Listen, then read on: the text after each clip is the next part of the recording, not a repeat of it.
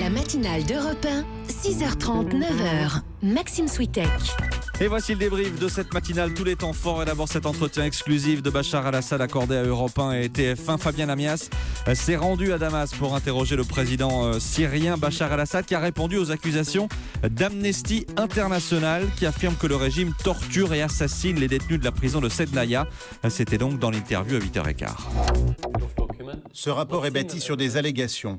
Pas un seul document, pas une seule preuve. Ils n'ont même pas parlé de 13 000 morts, ils ont dit entre 5 000 et 13 000. On passe du simple au double. Et il y a plusieurs lacunes. Ils ont dit par exemple que le grand moufti avalise les exécutions. Or, les personnalités religieuses en Syrie n'ont strictement rien à voir avec la procédure judiciaire. La peine de mort est légale en Syrie. Le gouvernement a donc le droit d'exécuter n'importe qui, conformément à la loi. Pourquoi le ferait-il alors de manière illégale ? Bachar al-Assad qui parle également de la France et de François Hollande. Il raille le président français qui, pendant son quinquennat, n'a cessé de demander le départ de son homologue syrien.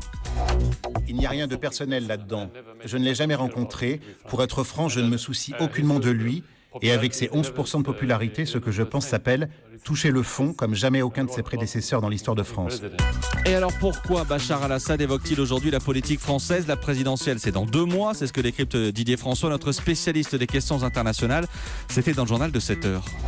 Il n'a évidemment pas échappé au régime syrien qu'il y avait une élection présidentielle qui débutait en France et que François Hollande ne se représentait pas. C'était donc une occasion à saisir avec ce calcul assumé qu'à défaut de l'accepter comme partenaire, comme allié, le prochain président français pourrait finalement reconnaître Bachar el-Assad comme un acteur incontournable de la crise syrienne.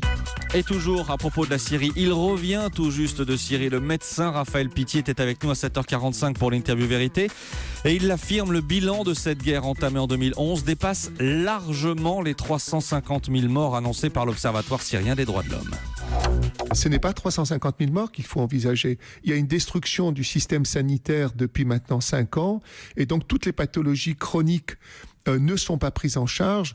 En vérité, si on veut voir quel est le coût en vie de cette guerre depuis 6 ans, on atteint le million de personnes.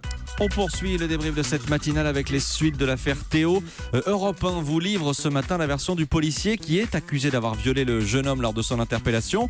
Écoutez un extrait du contenu de ses premières auditions. Explication de Guillaume Bier dans le journal de 7h30. Il se débattait, portait des coups de poing à tout va, gesticulait dans tous les sens, dit-il. J'usais alors de ma matraque télescopique et lui portais des coups en visant l'arrière de ses cuisses.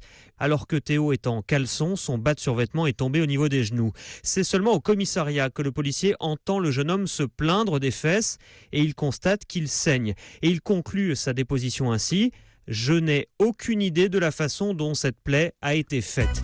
Toujours en pleine tourmente, François Fillon tente de relancer sa campagne à droite et promet d'abaisser maintenant la majorité pénale à 16 ans. Il n'y était pourtant pas favorable il y a encore un mois. Pourquoi a-t-il changé d'avis ? C'était l'édito politique de David Doucan. Il est en train de faire en urgence la synthèse qu'il aurait dû faire posément juste après sa victoire. Et la synthèse, ça se fait en reprenant des propositions de l'autre. François Fillon s'attaque donc à l'ordonnance de 1945. C'est le gouvernement provisoire de la République française du général de Gaulle. C'est un pilier, un totem. François Fillon propose de le réformer. Façon de dire, j'ai pris coup sur coup, mais moi, j'ai toujours la force de franchir les obstacles juridiques devant lesquels tous les autres avaient renoncé, même le plus volontariste d'entre nous, Nicolas Sarkozy. Et puis vous l'avez forcément ressenti ces derniers jours, une vague de douceur nous a envahi. Les températures étaient étonnamment élevées hier, comme un mois d'avril. Reportage de Pierre Herbulot dans le journal de 7h. On vient de passer une période très fraîche. Là, ça fait du bien, on se ressource un peu, on prend des vitamines, quoi. Franchement, on écoute le bruit de l'eau, on ferme les yeux, on profite. Je suis au soleil, je ne bouge plus, c'est juste merveilleux. Le moral remonte, on oublie les problèmes. C'est presque l'été avant l'été, quoi. On sait pas trop du coup, on pense que le printemps est maintenant, effectivement. Rassurez-vous, on est bien en février, on devrait d'ailleurs perdre une dizaine de degrés d'ici la semaine prochaine. Et voilà pour ce temps printanier dans le débrief de cette matinale.